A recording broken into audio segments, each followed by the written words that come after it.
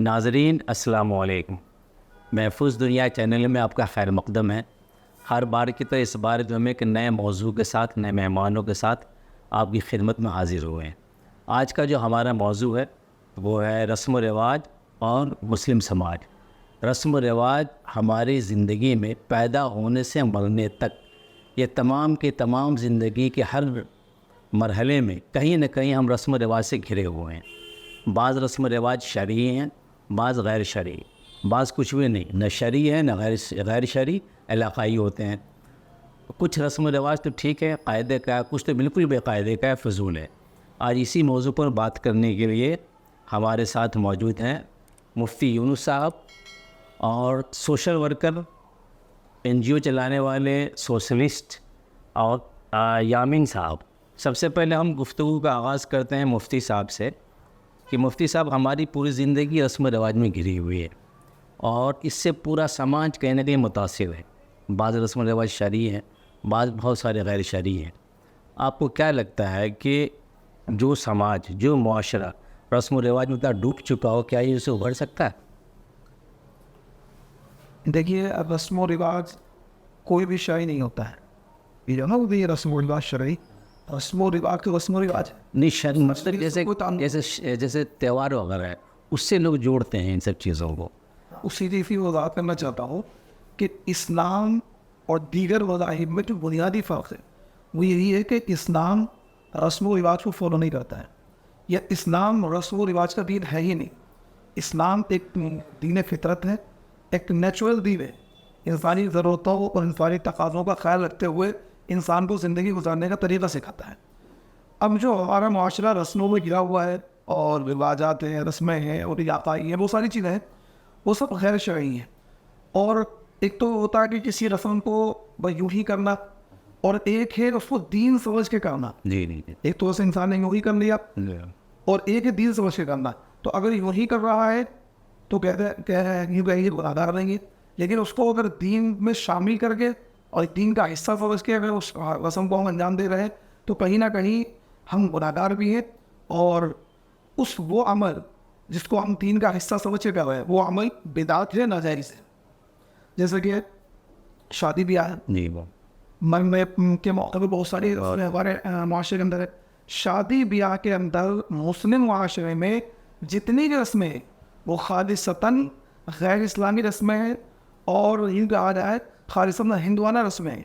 जैसे कि मैं एग्जांपल दूंगा, जैसे कि मेहंदी की रस्म है, या हल्दी की रस्म है, या मंगनी की रस्म है, इसी तरीके से मंडे की रस्म है, दाल खत की रस्म है, बारात ले जाने की रस्म है, जहेज़ है, ये बहुत सारी चीज़ें, जूता चौड़ाई की रस्म है, सलामी की रस्म है। ये सारी की सारी वो रस्में हैं जिनका इस्लाम से, कुरान से, शरीयत से, हदीस से कोई लेना देना नहीं है। ये इलाक़ाई है और मुसलमानों ने इनको इस दर्जे अपना लिया है जैसा कि एक शरीयत का हिस्सा है। बाज़ जगह नई चीज़ों करनी ही पड़ेंगी, ये तो होती चली आई है, तो इससे हमें बचना चाहिए। इससे मुआशरे में फसाद बर्पा हो रहा है। यामीन साहब, अब मैं आपसे पूछना चाह रहा हूँ, क्योंकि आप सोशल वर्कर हैं, ये जो अभी मुफ्ती साहब ने फरमाया कि शादी वगैरह में लोग गैर ज़रूरी बहुत सारी रस्में हम अदा करते हैं और उसको उनका बहुत सारे पैसे खर्च हो जाते हैं। जी, मतलब जायज़ पैसा नाजायज़ तरीक़े में इस्तेमाल होता है। तो इससे मुआशरे में कितना जो है बोझ पड़ता है गरीब मुआशरे को, ख़ास तौर से उनके बच्चे के लालन पालन में। नौशाद भाई, मैं सबसे पहले तो महफूज दुनिया और महफूज दुनिया की टीम को मैं दिल की गहराइयों से मुबारकबाद देता हूँ। शुक्रिया। क्योंकि जो हमारे यहाँ मुआशरे के अंदर बिगाड़ पैदा हो रहा है उसके दर्द को समझते हुए आपने ये टॉपिक लिया, तो इसके लिए आपकी का चैनल और आपकी पूरी टीम मुबारकबाद की मुस्तहिक है। आपने सवाल किया कि मुआशरे के अंदर बोझ कितना है। मुआशरे के अंदर बोझ इतना है कि अपनी अना के लिए पीछे हमें इतनी परेशानी उठानी पड़ रही है कि अगर मेरे बच्चे की शादी है और नौशाद भाई फाइनेंशियली मजबूत हैं और मैं नहीं हूँ, तो मुझे अपने घर की गिरवी रजिस्ट्री रखनी पड़ेगी। सही बात। उन रस्म रिवाज को पूरे करने के लिए कि मेरे ऊपर कोई ऑब्जेक्शन ना आ जाए, इसलिए मैं रजिस्ट्री रख करके ये काम करूँगा। और वो 10% 5% पर सिफारिश लगा करके, वो भी नहीं मिलेगा, सिफारिश लगा करके ही मुझे फिर वो फाइनेंस का पैसे का इंतजाम करके उन रस्म व रिवाज को अदा कर रहा हूँ। अब शादी मेरी हो गई उसके बाद में जो फिर जो कर्जिया तगादा करते हैं, फिर वो परसेंटेज जो हमारे ऊपर बढ़ता है, तो पता लगा कि मैं जो घर वाला था वो किराए पर सही इतना हो गया। मुफ्ती साहब एक बात बताइए, जैसे शादी है, शादी में 2 सुन्नत है, एक तो निकाह, दूसरा वलीमा, एंड निकाह के बाद वलीमा। तो वलीमा जहाँ होता है वहाँ हमने देखा कि मंडप के सामने या मंडप में लोग टेबल कुर्सी लगा करके बैठा देते हैं, रजिस्टर लेकर के कि साहब आपको जो देना हो दो। लेकिन जहाँ आप सुन्नत अदा कर रहे हैं, इबादत अदा कर रहे हैं, वहाँ फिर कमाने का धंधा क्यों? जी तो देखिए, ये इसको हम अपनी इस्तेलाह न्योता बोल देते हैं हम तो ये नाजायज़ तो हाराम है। क्यों? इस पर दाता भाई का हमने फतवा मौजूद है और शेखुल इस्लाम मुफ्ती नकी उस्मानी का फतवा इस पर मौजूद है कि न्योते की जो रस्म हमारे वहाँ आई है, ये एक सूदी कर्ज होता है। एक सूदी कर्ज होता है। कैसे? आपके वहाँ शादी हुई और मैंने आपके वहाँ 500 का लिफाफा दिया है, 500 रुपये आप लिखवा दिए। जी अब कल को जब मेरे वहाँ शादी होगी, आपके वहाँ शादी पर मैंने दे दिया 500 रुपये। अब जब मेरे वहाँ शादी होगी तो मैं ये उम्मीद रखूँगा कि मैंने 5 साल पहले 500 रुपये दिए ना, तो आप इसे 700 रुपये देना चाहिए कम से कम। और बाकायदा रिकॉर्ड चेक होता है। जी, बाकायदा रिकॉर्ड चेक होता है कि भाई मैंने 5 साल पहले उनकी शादी में मैंने 500 रुपये दिए थे, तो अब उन्होंने पलट में क्या दिया मुझे? अगर पलट में आपने 500 ही दिए तो बहुत नातान की जाएंगी, बताओ जी हमने तो 500 रुपये दिए थे, 5 साल बाद ही बंदा 500 दे रहा है। खुदा ना खास्ता किसी मजबूरी के तहत हम शादी में नहीं पहुँच पाए तो हमें न्योता बाकायदा पहुँचवाना पड़ता है। और ये भी मतलब मुआशरे का हिस्सा है, समाज का हिस्सा है कि फालतू ही पहुँचाना है। जब ही आप मतलब समाज के मुअज़्ज़ज़ आदमी कहलाएंगे, नहीं तो आप हक़ीक़ कहलाएंगे, तो इसका मतलब ये हुआ कि ये तो एक सूदी कर्ज है। अगर आप कहें देखिए तो कर्ज नहीं है, तो मैं कहूँगा कर्ज नहीं तो नातान क्यों है? सही बात। कि अगर मैंने आपके वहाँ कुछ कर दिया तो जब आप मेरे वहाँ नहीं कर पा रहे हैं या बराबर ही आपने कर दिया तो उस पर लानतान क्यों है? तो ये सूदी कर्ज है जो चलता रहता है, ख़ानदान तो ख़ानदान चलता रहता है। फिर मैं आपको लौटाऊंगा, फिर आप मुझे लौटाएंगे, फिर हम कुछ बाकायदा रजिस्टर में मेंटेन रहता है कि भाई उनके वहाँ से इतना नहीं होता है था, अब हमारा इतना जाएगा, फिर उनका उतना। नहीं, मेरे पूछने मतलब ये कि वलीमा में को अगर इस तरह करे, किसी से पैसा वसूलने के लिए बैठा दे किसी को, तो क्या वो वलीमा उनको एक्सेप्टेड है? बिल्कुल, ये तो एक नाजायज़ है, क्योंकि आप वो खाना खिला उस पैसे, क्योंकि एक तरफ बोलने का हम सुन्नत अदा कर रहे हैं, दूसरी तरफ पैसा कमाने का सुन्नत रही। अच्छा, वो उसमें 2 तरीके हैं। एक तो बाकायदा बंदा बिठाते हैं, अब जो अपडेट वर्जन है वो बंदा नहीं बिठाते हैं, वो शेरवानी पहन के बाहर खड़े हो जाते हैं। वो लिफाफे क्या है, जेब में रख लिया था, लिफाफा जेब में रख लिया था नामजद, फिर घर में रात में चेक होते हैं कि ये लिफाफा चफना साहब का सही है, जामीन भाई का, ये नौशाद भाई का, फिर रजिस्टर्ड मेंटेन होता है। तो इसलिए ये सरासर नाजायज़ और ख़राब रस्म है। अच्छा, इस पर मैं अपने नाज़रीन से कहना चाहूँगा, इस रस्म से हम बचेंगे कैसे? हाँ, सवाल बिल्कुल। देखिए, हर बंदा गैरतमंद है, आप देना बंद करते हैं। हमने क्या किया, हम जो हमें कोई भी शादी बुलाता है हम दे के दिया क्यों? जब हम देंगे सामने वाले वो भी हमारी शादी को देकर जाएगा, फिर जब वो देकर जाएगा तो मुझे मजबूरन देना पड़ेगा। तो ये सिलसिला नहीं चलता चला रहा है, क्यों चलता चला रहा है? तो आप देना बंद करते हैं, कहीं जाए सिखा के आता है। और ये वलीमा ही नहीं, भाई के आज कहीं अकीका लोग करते हैं, अकीका हाँ, वही मैं कहने वाला था। तो यही अकीका में भी पैसे लेते हैं, बताएं। अकीका भी चल पड़ी। तो इस देखिए, सुन्नत है, उसको सुन्नत के तरीका, आप मत 5,000 लोगों को वलीमा करें, 500 का मत करें, आप 10 लोगों को खिला दें, लेकिन आप खिलाने का कोई चार्ज करें आपसे। यामिन भाई, मैं आपसे पूछना चाह रहा हूँ कि आप एक सोशल वर्कर है जी, सोशल वर्कर की हैसियत से समाज की बेदारी के लिए क्या किया जा सकता है? समाज में कोई स्पेसिफिक रस्म व रवाज, जैसे शादी वादी में अमूमन त्यौहार के मौके से, तो एक सोशल वर्कर की हैसियत से कोई एक प्लेटफॉर्म हो जिसमें नौजवानों को ख़ास तौर से बेदारी किया जा सकता है, इसलिए क्या किया जा सकता है? मेरा अपना मानना ये है कि हमारे चीज़ जागृत करने के लिए है। अगर हम कोई बहुत बड़ा जलसा करना चाहें या हम पोस्टर पैम्पलेट द्वारा ये मैसेज पहुंचाना चाहें, तो मैं समझता हूँ नहीं पहुंच पाएगा। हमारे पास में मस्जिदें हैं और मस्जिदों में जुमे के अंदर जो है काफ़ी तादाद के अंदर लोग तशरीफ़ लेकर आते हैं और साइलेंट मूड होते हैं कि हमारे आइम्मा हजरात जो होते हैं तो उनकी बातों को बगौर सुना जाता है। अच्छा मुफ्ती साहब, एक चीज़ बताएं, जैसे इनॉग्रेशन है, हम दुकान वगैरह का इफ्तिताह करते हैं, मकान का इफ्तिताह करते हैं, तो क्या शरीयत में कि कुरान खानी से इफ्तिताह करवाएं आप? इन शरीयत में अल्लाह के नाम से किसी चीज़ को शुरू किया, कुल्लु अमरिन ज़ीबारिन नफ़ुद्दा फ़ीही बिस्मिल्लाह, कि हर वो काम जिसको अल्लाह के नाम से ना शुरू किया जाए वो नाक़िस और इनकम्प्लीट होता है। तो अब अल्लाह का नाम कोई ज़रूरी नहीं है कि वो नहीं, ये जो है कि मदरसे के बच्चे आते हैं बदलता, हमें उसे दे रहा हूँ कि असल अल्लाह के नाम से उसकी शुरुआत की जाए। अब उसमें मुकम्मल कुरान पढ़वाना या मदरसे के बच्चों से ही पढ़वाना, ये कोई कंपल्सरी नहीं है। आप दो दो से इकट्ठे होके, चार दो से इकट्ठे होके कुरान की कुछ कोई मखसूस सूरत, सूरह यासीन है, सूरह रहमान है, कुरान का कुछ मखसूस हिस्सा पढ़कर दुआ करके इफ्तार करवा दे। किसी आलिम को बुलवा दे, वसीफ इमाम को बुलवा दे, किसी आप कुछ कुरान की आयत पढ़ के दुआ करवा दे, इतना भी काफ़ी हो जाएगा। मतलब कोई ने खास तरीका शरीयत ने नहीं दिया कि भाई इस तरीके जो रिवायती इसको एक्चुअली मैं जो देखता हूँ, मुझे लगता है कि लोगों के जहन में ये बात बन गई कि जब तक हम कुरान ख़वानी कराएंगे नहीं, हम शरीयत पे हमारा अमल होगा ही मुकम्मल। उसी चीज़ को बताना चाह रहा हूँ कि इस्लाम में हमें कहीं भी किसी चीज़ पर मजबूर नहीं है।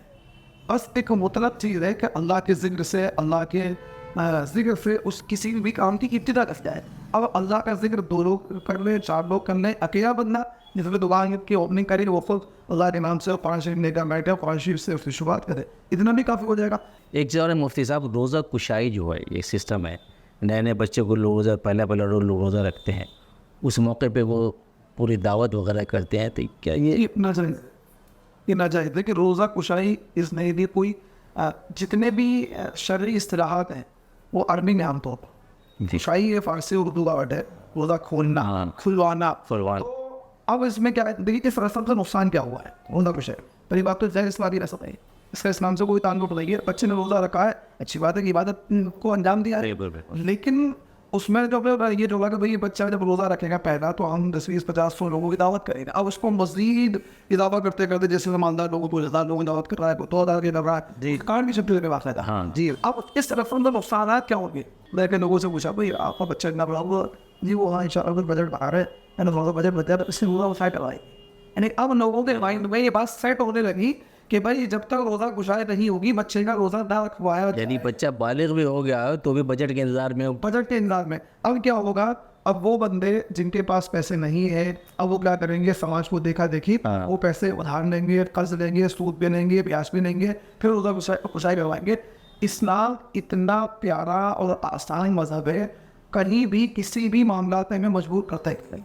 जिना, बदकारी, ये सारी चीज़ आम हो रही है निकाह के मुश्किल होने की वजह से। जिस मुआशरे के अंदर निकाह मुश्किल हो जाएगा, उस मुआशरे के अंदर ज़िना आम हो जाएगा। जिस मुआशरे के अंदर निकाह को आसान कर दिया जाएगा, उस मुआशरे के अंदर ज़िना मुश्किल हो जाएगा। आप मुझे बताएं कि समाज को सुधारने की जिम्मेदारी सिर्फ उलमाओं की है, समाज के ठेकेदारों की नहीं है? जी, हम सब की है। जो मुसलमान है तो उसकी ज़िम्मेदारी सभी की बनती है, आलिमों की, उलमाओं की, इमामों की। वो अपनी ज़िम्मेदारी को बखूबी निभा रहे हैं, लेकिन उनका सुनने के बाद में अमल करने की तो ज़िम्मेदारी हमारी ही है, और उसको आगे फॉलो करना या आगे और बताना वो ज़िम्मेदारी हमारी ही है। अच्छा मुफ्ती साहब, जैसे हज तो फ़र्ज़ है, लेकिन हज पे भी लोग बहुत सारे रस्म रवाज पैदा कर दिया। पूरी की पूरी बाराती आती है, बाज़ाब्ता हार माला पहनाते हैं उनको, और एकदम बाराती की शक्ल में भीड़ के तो एयरपोर्ट तक चले जाते हैं छोड़ने के लिए। क्या ये सब सही है? देखिए ये भी असल में हमारा एक क्या रयाकारी नहीं है? जी, हिंदुस्तानी एक मिजाज है, ये मैं इसको ये हिंदुस्तानी मिजाज है। हिंदुस्तानी मिजाज क्या है, किसी भी चीज़ में रस्में लोग रस्मों को शामिल करना है, चाहे वो नमाज हो, चाहे वो रोज़ा हो, चाहे वो ज़कात हो, चाहे वो हज हो, हर चीज़ में रस्मों को इंक्लूड करना ही करना है। हज एक पाकीज़ा इबादत है। जब कोई बंदा साहिब इस्तिताअत हो, इतना मान उसके पास हो कि वो हज पर जाने का जो खर्च वो, और उस दरमियान जो उसके फैमिली के लोग होते हैं जिनकी किफ़ालत उसके ज़िम्मे, जिनका खर्चा उसके ज़िम्मे, उतना खर्चा वो घर पर छोड़ कर जाए। फॉर एग्जाम्पल जो समझिए आज की डेट में आज कमेटी का खर्चा तकरीबन 3.5-4 लाख का खर्चा जी, ये खर्चा बंदे 4 लाख रुपए किसी बंदे के पास है और 20-30 हज़ार रुपये पीछे छोड़ कर जाए अपने घर के लिए। अगर इतने पैसे किसी बंदे के पास है, हज फ़र्ज़ है। अब हज फ़र्ज़ होता है, उसमें क्या होता है, पहली बात तो ये है कि हमारे वहाँ हज बहुत ताख़ीर से किया। बिल्कुल वही मुझे अल्लाह जब बिल्कुल निकट्टू हो जाता है, किसी काम का नहीं रहता है, ना बीवी के लायक, ना बच्चों के लायक, ना समाज के लायक, जब वो क्या ना हिल चढ़ने लगता है, अब कहता है अब इसे हज पे भेजो। हालांकि हज नाम है जवानी का, हज पे इतनी वायरस था कि जवान आदमी को बुखार आता है। तो अब इस पर रस्मी क्या शामिल करेंगे कि भाई पहले माँ बाप को हज करो, फिर डांस करेगा, पहले बेटी की शादी करो, फिर हज करेंगे, फिर अब जब हज करने जाएंगे तो दुनिया भर की बड़ी बड़ी दावतें हो रही हैं। पता लगा जी 5 लाख 8 लाख खर्च हो रहे हैं, 2 लाख दावत। फिर उसके साथ क्या है, हज करने एक साथ जा रहे हैं, 500 लोग उसे छोड़ने के लिए जा रहे हैं, फिर 500 लोग से, हाँ इतना हो सकता है 2-4-5 लोग छोड़ने के लिए चले जाए, 2-4-5 लोग इस्तिक़बाल के लिए लेने के लिए चले जाए, 10 लोग चले जाए। लेकिन ये जब पूरी बारात जा रही है और बाकायदा माने और हफ्ता के ढोल ताशे भी शामिल हो गए, कई जगहों पर देखा गया ढोल ताशे भी शामिल हो गए, यानी इतनी पाकीज़ा इबादत को भी नाजायज़ और हराम चीज़ों ने घेर दिया। अल्लाह की पनाह में आना चाहिए कि एक पाकीज़ा इबादत को भी रस्म व रिवाज से जोड़ दिया जाए।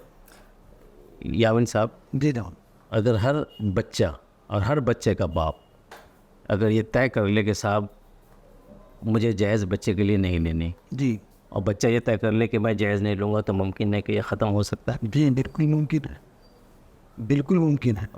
इसके लिए समाज में बेदारी ज़रूरी। समाजी बेदारी ही ज़रूरी है, और बेदारी भी मुझसे ही शुरू होती है। वो मैं खुद सही बनूंगा तो दूसरा मुझे देख करके बनेगा। जैसे कि आजकल रस्म रिवाज देख के चल रही है हाँ, यकीनन कि आज वो हल्दी के कमरे अगर आप देखेंगे तो वो शाइनी वाला होता है कि स्पेशल सजाने वाला बाहर से आ रहा है, उसके अंदर गुब्बारे मुफ्त साहब, और इस टाइप से सजाया जाएगा कि वहाँ पे देख के शर्म आएगी और आदमी इंटर नहीं कर सकता। और ये तो है कि अब हमारी माँ बहन बेटी भी पीले ही कपड़े बना रहे, इतने शादी के बनाते हैं, इतने पीले बनाते हैं, ये नया सिस्टम शुरू हो गया। मुफ्ती साहब, अब आप ये बताएं, जैसे शब बारात है, ईद मिलादुन्नबी है, अब ये हमारी शरीयत का त्यौहार है या नहीं, ये तो एक अलग मसला है, हम इस पर बात नहीं करेंगे। लेकिन इस मौके पे जो कुछ होता है वो कितना जायज़ है, कितना नाजायज़? मैंने आपको भी बताया था कि हम चूँकि हिंदुस्तान में रहते हैं और हिंदी मुसलमानों में ना, तुम मज़ाम नसार, अल्लामा इकबाल ने कहा तुम मज़ाम नसारा हो तो तुम महमूद, तुम वो जिन्हें देखकर शर्माए यहूद। तो हम रस्म और रिवाज वाले खालिसतन मुसलमान हम लोग नहीं, हर चीज़ में रस्में शामिल कर लेते हैं। शब बारात की इबादत की रात थी, लेकिन उस इबादत की रात में शैतान ने सोचा कि घरों में चरागा, पटाखा, हाँ, तो इबादत पाकिस्तान में दौरान में चीज़ को खालिस नहीं रहने देना है, खालिस नहीं रहना है, हर चीज़ में मिलावट करनी है पड़नी है। तो शैतान ने वहाँ लोगों को, किसी को हलवे पर, किसी को माडे पर, किसी को चलाना पर, किसी को वही नौजवानों को उसने लगा दिया कि तुम बाइक लेने निकलो, 5-5-6 बैठ जाओ और मतलब मस्ती करो। तो कहीं ना कहीं इबादत की रात को खेल कूद की रात में कन्वर्ट कर दिया गया। इसी तरीके से मिलादुन्नबी ये मेरे लिए अल्लाह के नबी की विलादत का दिन है, हालांकि खिलाफी मसला है, उसमें मैं नहीं जा रहा, लेकिन उसमें जो चीज़ें शामिल की गई है, पहले शुरू में ये होता था कि उस दिन जलसा हुआ करता था और अल्लाह के नबी की शान में मतलब नातिया कलाम हुआ करता था, अल्लाह के नबी की ज़िंदगी के बचपन के वाक़यात वगैरह बयान किए थे। एक मिलाद का मकसद ही ये था कि अल्लाह के नबी के विलादत के वाक़यात को बयान करना, आपके अखलाक को, आपके किरदार को, आपकी सीरत को, आपके तालीमात को बयान करना, ये मकसद था। लेकिन धीरे धीरे धीरे जब वो अपडेट चीज़ें होती चली गई, उसमें अब वो डीजे भी और नाच गाना भी और मतलब कई चीज़ें शामिल हो गई, तरह तरह की वीडियोज़ इस तरह आपने देखी होगी, तो उस वक्त वो गैर शरई और गैर इस्लामिक चीज़ें उसमें दाखिल हो गई। अच्छा, एक से और बताएं, जैसे एक है कुछ होती है इलाकाई रस्में, मिसाल के तौर पे हम इंडिया ने मैंने वहाँ यूएई में देखा है, वो जब लोग वो एक दूसरे से मिलते हैं तो नाक से नाक टकराते हैं। सऊदी के लोग गाल से गाल टकराते हैं। पठानी, मैंने वहाँ अफगानी पठानों को देखा, वो पहले कंधे पर इस तरह हाथ मारते हैं, फिर हाथ मिलाते हैं। तो ये जो रस्में, इलाकाई रस्में, हालांकि इन्हें वो सवाब समझ के कर रहे हैं ना, वो गुनाह समझ के कर रहे हैं, इसमें कोई गलत नहीं, क्योंकि कुछ चीज़ें ऐसी होती हैं जैसे इलाकाई होती है, उनका शरीयत से कोई ताल्लुक नहीं होता और ना वो शरीयत समझ के की जाती, ना वो शरीयत समझ के की जाती। अगर हाँ इसको शरीयत समझ के करेंगे, सुन्नत समझ के करेंगे, तो ये अमल भी और इलाकाई एक तहजीब है, एक तरीक़ा है मुलाकात करने का या मोहब्बत के करने का, तो इसमें कोई समझ वाली बात नहीं। यामिर साहब, अब लास्ट में जनाब समाज के लिए कुछ कह दीजिए आप इस प्लेटफॉर्म से। मैं इस प्लेटफॉर्म से तो यही कहूँगा कि हमारे जो हजरात इस चैनल को देखने वाले हैं, इसको बगौर सुनें और सुनने के बाद में अमल करें। तो मैं समझता हूँ कि बहुत कुछ हमारे अंदर जो बिगाड़ आ रहा है या हो रहा है या उस पर हम अमल कर रहे हैं, तो उससे हमारे बहुत से हमारे घर जो है वो बिगड़ने से बच जाएंगे। मुफ्ती साहब, आखिरी पैगाम समाज के लिए। देखिए, समाज के लिए मैं आखिरी पैगाम इस प्लेटफॉर्म से ही देना चाहूँगा। पहली बात तो ये है कि जो हमने बहुत सारी बातें कही हैं, तो इस सारी चीज़ों को गौर से सुने, उस पर अमल की नीयत से सुने बेशक, और खैर की बात का दूसरे तक पहुँचाना ये भी सदका जारी है बेशक। इस वीडियो को दूर तक लोगों तक पहुँचाए ताकि लोगों तक पहुँचेगी तो आप और उस पर अमल करेंगे तो आपके लिए सदका जारी है बेशक। दूसरी चीज़ ये है कि हर शख्स ये मिजाज बना ले, हर शख्स ये मिजाज बना ले कि जो चीज़ शरीयत के दायरे से बाहर है हम उसको अपनी ज़िंदगी से निकाल दें। और दो लफ्ज़ों में वसीयत करना चाह रहा हूँ, जो चीज़ शरीयत से बाहर है, कुरान में उसका जिक्र नहीं, हदीस में उसका जिक्र नहीं, शरीयत से वो चीज़ टकराती है, शरीयत से उसका कोई लेन देन नहीं है और हमारे समाज का, हमारे मुआशरे हिस्सा बनी हुई है, उस चीज़ को निकाल दें। जिन चीज़ों की शरीयत में हमें इजाज़त दी है उन पर अमल कर लें, इंशाअल्लाह हमारा मुआशरा पाकीज़ा हो जाए। आने आने नाजरीन, ये थे हमारे दोनों मेहमान खुसूसी, मुफ्ती साहब और सोशल वर्कर यामीन साहब। हम इनके बहुत मशकूर और ममनून हैं। इन्होंने हमारे लिए कीमती वक्त निकाला, अपने बहुत अहम मशवरे से हमें नवाजा, समाज को भी नवाजा। मुझे उम्मीद है कि जो लोग इस वीडियो को देखेंगे कुछ न कुछ ज़रूर सीखेंगे। और आपको हमारे ये प्रोग्राम कैसा लगा, अगर कोई कमी हो तो आप हमें कमेंट बॉक्स में कमेंट करके ज़रूर बताएं और हमारे इस चैनल को सब्सक्राइब ज़रूर करें।